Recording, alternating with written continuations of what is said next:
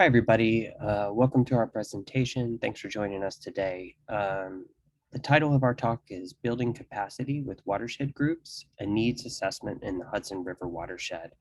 And this is by myself and Emily Vale, who's the Executive Director of the Hudson River Watershed Alliance. So our goal today is to discuss research on the strengths and needs of watershed groups in the Hudson River Watershed. This is a collaboration between the Hudson River Watershed Alliance and Pace University, emphasizing that collaboration is important for reasons I'll explain later, but it's also worth saying that I'm also on the board of the Hudson River Watershed Alliance, so I sort of play a dual role here. So I'm going to start off by talking about the project itself, talk a little bit about our goals, the methods that we used in the context of the research. It's here that I want to make sure that I acknowledge research assistance from our research assistant this summer, Jane Toiber, and some other students who've worked with us in the past, all from Pace University. And I also want to acknowledge the much appreciated participation of community partners in multiple ways contributing to this project. After I talk about the project, then we'll get into talking about some of the themes that we've seen. We're sort of in mid-analysis right now, and we've broken up the themes in kind of interesting ways into things we expected, things that we maybe didn't expect but found interesting. One thing that we found very interesting, and then I'll summarize that section by talking about the needs overall. And then in my second to the last slide, we'll talk about, I'll have a little discussion talking about some of our thoughts. So as for the project itself, the research goals were to better understand the strengths and needs or opportunities of watershed groups. It is the goal of the Watershed Alliance to create resources and support for watershed groups, and I'm going to talk about both of these groups here in a moment. From a research standpoint, it was to develop some information and then mobilize that information in ways that could help these groups. We began by conducting interviews. We conducted 32 interviews with people who were part of watershed groups. And we've also conducted 4 focus groups that we've done in the past few months. It's also important to note that COVID came up right in the middle of this project, which of course created a challenge, but also an opportunity, mainly around we got a grant extension, and we were able to shift and do the focus groups, which have actually really been beneficial. As a result of the work we've done so far, I think it's fair to say that we've come up with a couple themes in terms of needs of watershed groups.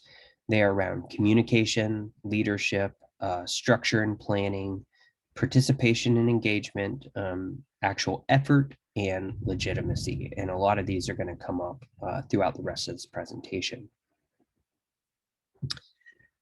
So the Watershed Alliance, the Hudson River Watershed Alliance, is an umbrella organization whose mission is to unite and empower communities to protect their local water resources. A key aspect of that is providing support for smaller or sub-watershed groups, if you want to think about it that way. So we got a grant to conduct this needs assessment with groups within the watershed. The watershed itself is quite large. If you're regional, you definitely know about it, and it is very diverse and has a lot of people living in it. So there's a lot of interest and a lot of impact.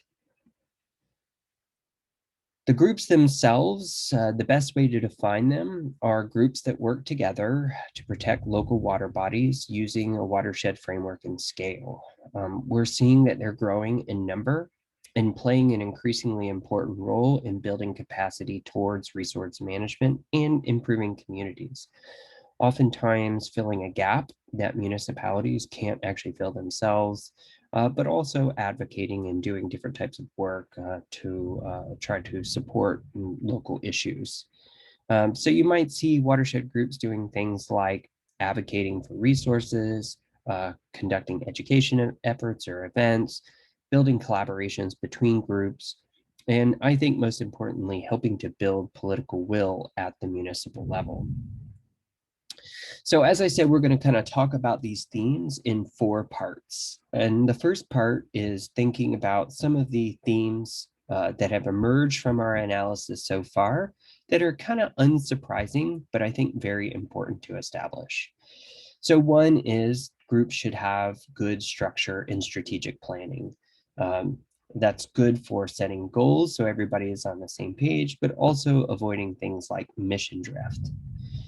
Communication is also very important. This is both internal, how leadership communicates to members, how members communicate to each other, but also how these groups communicate external to the group with partners to try to solicit volunteers or other members.